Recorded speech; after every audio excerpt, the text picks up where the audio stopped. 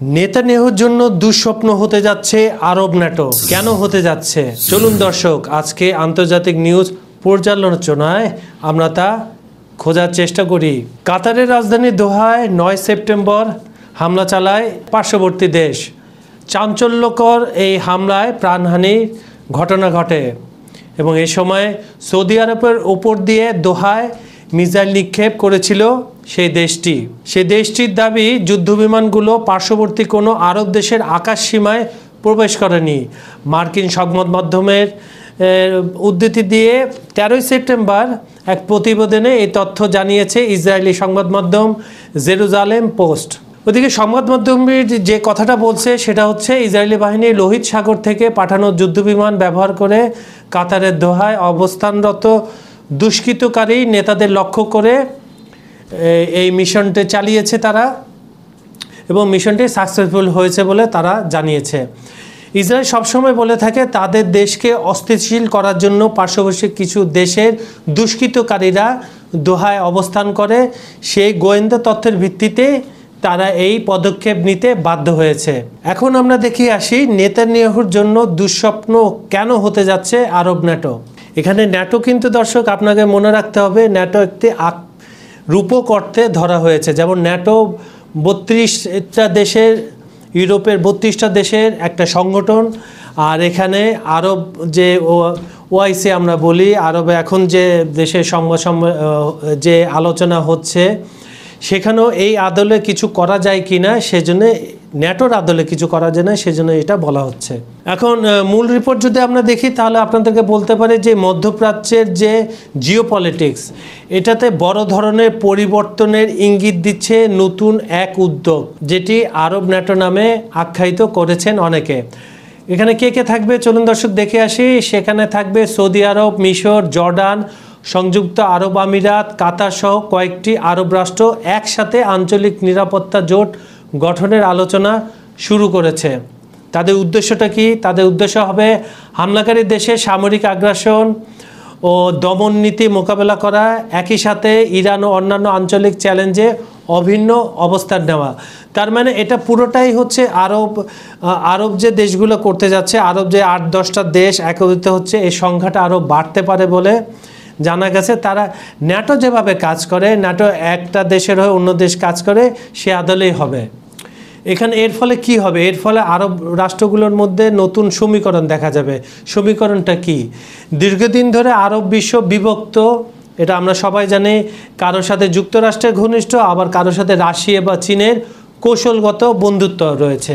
কিন্তু মধ্যপ্রাচ্যের হামলা, পশ্চিম তীরের পরিস্থিতি, নেতানিয়াহু সরকারের কর্মকাণ্ড অনেক আরব রাষ্ট্রকে নতুন করে ঐক্যবদ্ধ হতে সাহায্য করছে বলে বিশ্লেষকরা জানাচ্ছেন।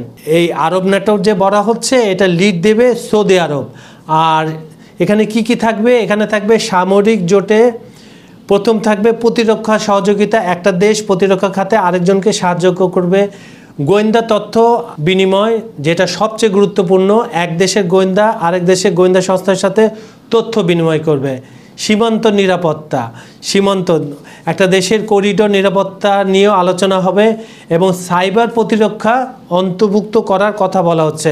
ইদানিং এআই প্রযুক্তি দিয়ে সাইবারে যে হ্যাক হয়ে যায় অনেক কিছু, এক দেশের তথ্য আরেক দেশে চলে যায়, শত্রু দেশে চলে যায়, সেটা নিয়েও আলাপ আলোচনা হবে। ইসরায়েলি প্রধানমন্ত্রী বেনিয়ামিন নেতানিয়াহু এতদিন যুক্তরাষ্ট্র ও কয়েকটি আরব দেশের সাথে আব্রাহাম আর্কস চুক্তিকে কূটনৈতিক বিজয় হিসেবে তুলে ধরেছিলেন।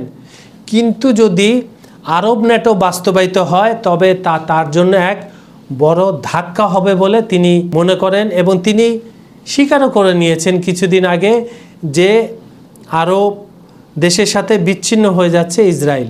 আরব রাষ্ট্রগুলো একটা যদি প্ল্যাটফর্মে দাঁড়িয়ে ইসরায়েলের বিরুদ্ধে কৌশল সাজাতে পারে, বিশেষ করে সৌদি আরব, যাদের সাথে ইসরায়েলের সম্পর্ক স্বাভাবিক করার আলোচনায় যুক্তরাষ্ট্র সবসময় সক্রিয় ভূমিকা রেখেছিল, ট্রাম্পও রেখেছিল, তারা যদি এই জোটের নেতৃত্ব নেয় তবে নেতানিয়াহু কূটনৈতিক প্রচেষ্টা অনেকটা ভেস্তে যেতে পারে বলে ইসরায়েলিরা মনে করছে।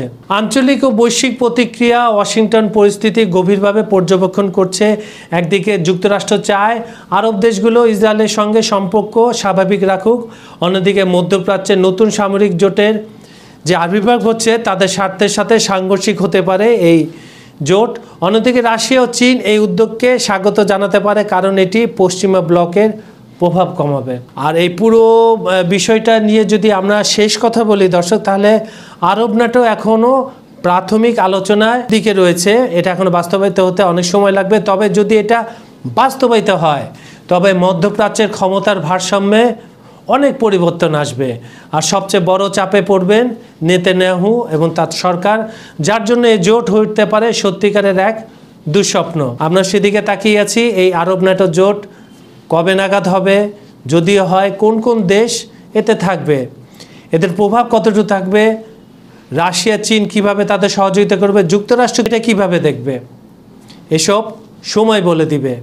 তাই চোখ রাখুন খবর সংযোগে ইউটিউব চ্যানেল ও ফেসবুক পেজে। আর বিশ্লেষণধর্মী আন্তর্জাতিক অঙ্গনের বিশ্লেষণধর্মী নিউজ দেখার জন্য আমাদের ভিডিওগুলো লাইক কমেন্টে শেয়ার করে রাখুন, আমাদের চ্যানেলটি সাবস্ক্রাইব করে রাখুন। আজ এখানে বিদায় নিচ্ছি, আবার দেখা হবে খুব দ্রুত আপনাদের সঙ্গে। ভালো থাকবেন, সুস্থ থাকবেন, ধন্যবাদ সবাইকে।